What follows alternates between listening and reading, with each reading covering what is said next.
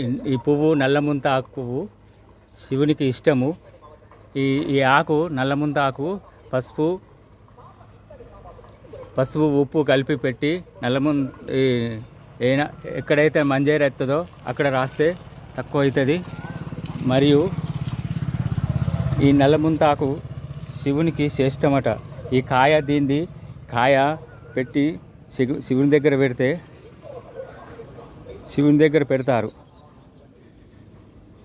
మరి ఇదే నల్లముంతాకు డబుల్ పూసాదని పువ్వు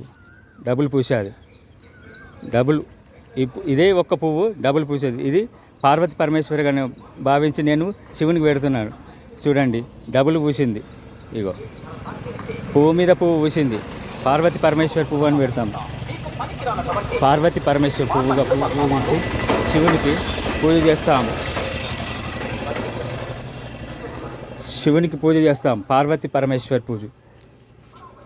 పార్వతి పరమేశ్వరిని పూజ చేస్తాను నేను. కాబట్టి ఇది శంకరునికి ఇష్టమట. ఇది శంకరునికి ఇష్టము ఈ పువ్వు. ఇగో ఇక్కడ నేను ఈ శంకరునికి నేను పెడుతున్నా. ఇక పువ్వు ఈ నల్లముంతా పువ్వు పెడుతున్నా. ఓం నమ శివాయ. నమస్తే అస్తు భగవన్ విశ్వేశ్వర మహాదేవ త్రంబక త్రిపురాతక త్రికాగ్నికాలాయ కాలగ్ని రుద్రాయ నీలకంఠాయ మృత్యుంజయ సదాశివాయ శ్రీమన్ మహాదేవాయ నమః. ఓం నమ శివాయ.